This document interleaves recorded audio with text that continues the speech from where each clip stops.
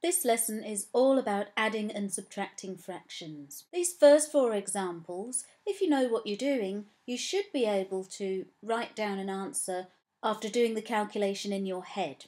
So I'd like you to pause the video now and write down what you think the answer is to each of these 4 questions before you check your answers back with me.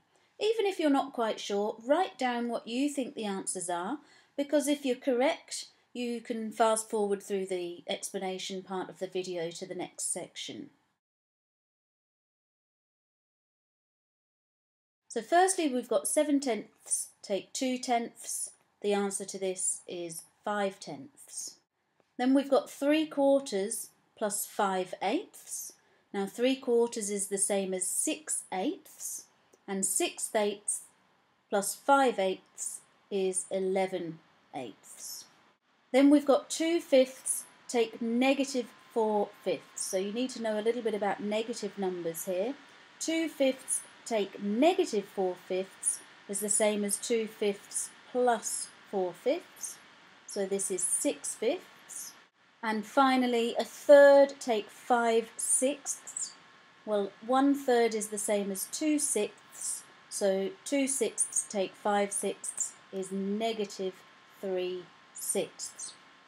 And for bonus points, you can simplify each of these. 5/10 is 1/2, 11/8 is 1 3/8, 6/5 is 1 1/5, and negative 3/6 is negative 1/2. Now hopefully you've realised that in order to add and subtract fractions, we firstly need them to have common denominators. If we're adding 2 fractions with the same denominator, then we can keep that same denominator and add the numerators. In the same way, if we're subtracting fractions with the same denominator, we can keep the denominator and subtract the numerators. Just as in example 1 here, 7/10 take 2/10. We're still working with tenths, and 7 take 2 is 5.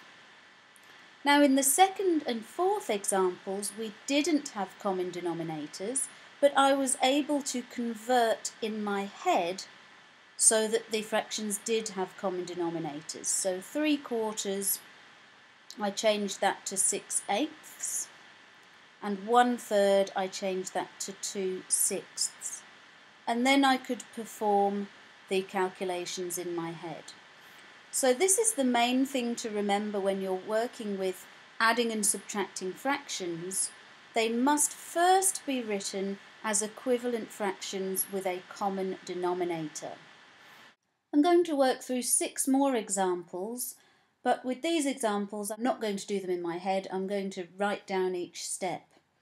And what I'd like you to do is pause the video after each example and try the next question for yourself before watching my solution. In example number 1, we've got 4 2/3 plus 3 4/9. So I'm going to convert the first fraction.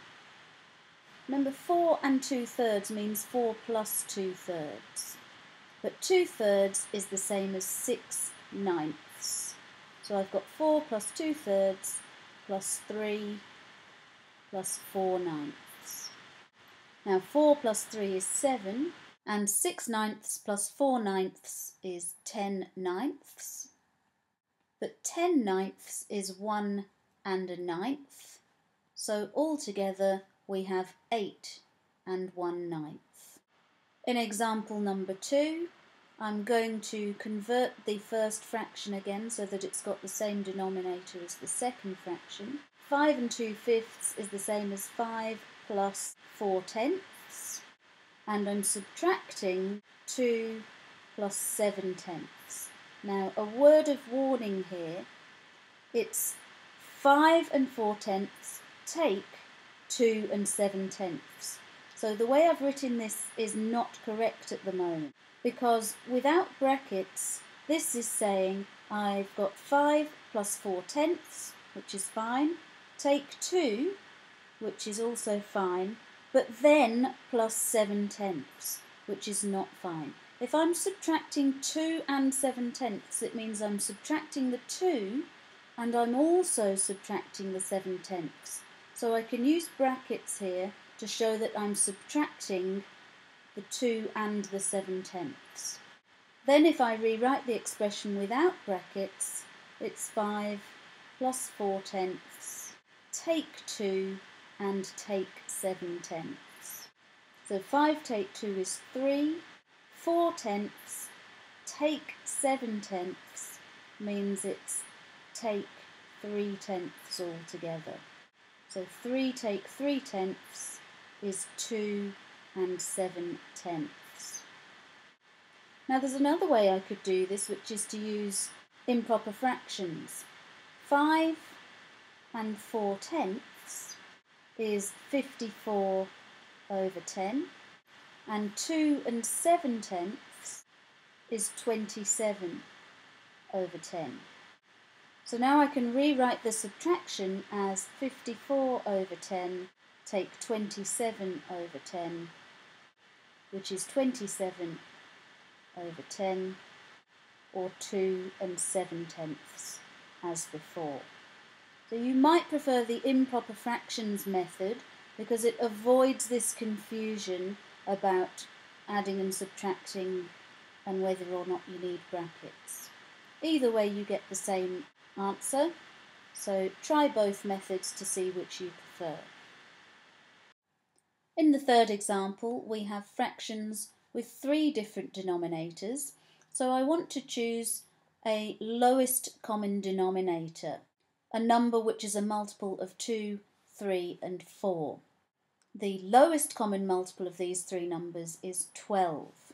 So I'm going to rewrite the 3 fractions. 2 and 2/3 is 2 and 8/12. 4 1/2 is 4 and 6/12. 5 3/4 is 5 and 9/12. So we've got 2 plus 4 plus 5, which is 11, and then 8 plus 6 plus 9 is 23/12. 23/12 is 1 and 11/12. So my final answer is 12 and 11/12. Next we have fractions with denominators of 8 and 12. And if you can't see a common denominator easily, start writing down multiples of the numbers. So the multiples of 8 are 8, 16, 24, and now I can see that that is a multiple of 12. So 24 is my lowest common denominator. We've got 6 and something over 24, take 1 and something over 24.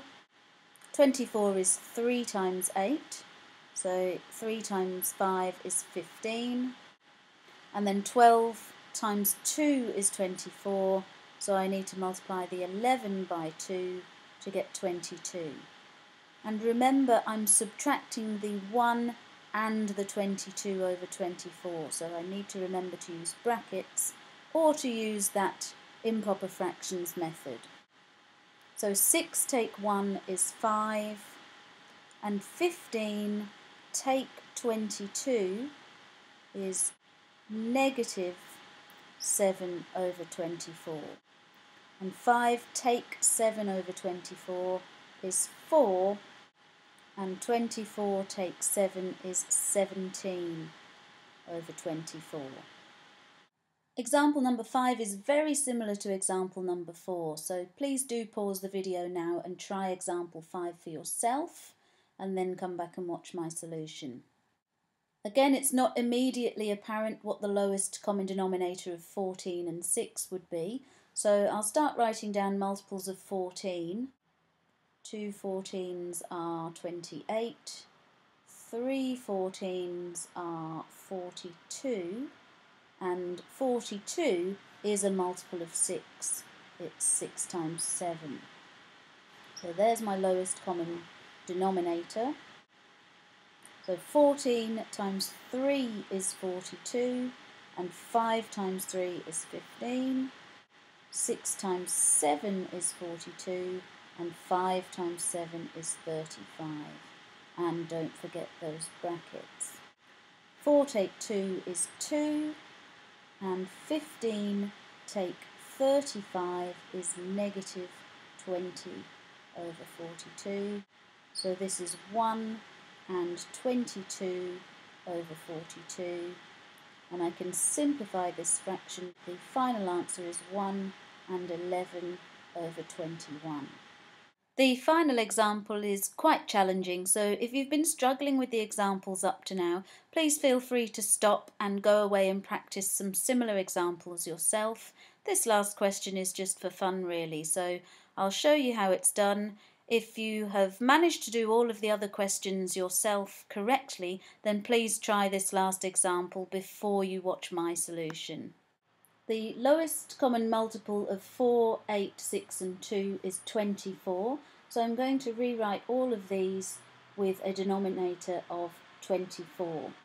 3/4 is 18 over 24, 5/8 is 15 over 24, 1/6 is 4 over 24, and a half is 12 over 24. Now I'm going to rewrite all of this using addition and subtraction and simplifying wherever possible. So negative 2 and 18 over 24 is negative 2 take 18 over 24. Then plus 3 and 15 over 24. And remember, if we take 6 and 4 over 24, this is the same as take 6 and then take 4 over 24. Or I could use plus, making sure that I put this in brackets. And then if we subtract negative 3 and 12 over 24, this is the same as adding 3 and 12 over 24.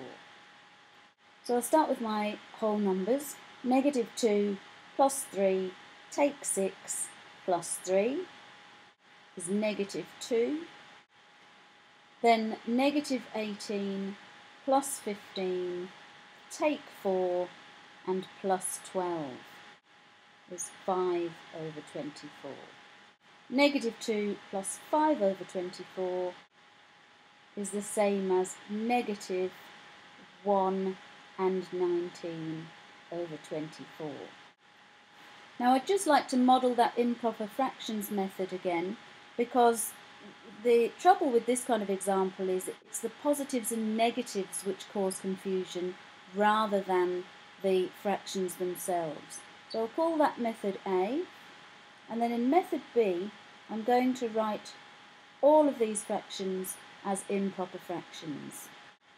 So negative 2 and 18 over 24 is negative 66 over 24, and the 66 is 2 lots of 24 plus 18, plus, and then 3 lots of 24 is 72, plus 15, 87, 6 times 24 is 144, plus 4 is 148, and then 3 lots of 24 plus 12 is 84 over 24. So I'll add the two positive numbers together to start with. 87 plus 84 is 171 over 24, and then we're going to take 66 and take 148. So if I add those two numerators together, 214 over 24, 171 take 214 is negative 43 over 24, which is negative 1 and 19 over 24 as before.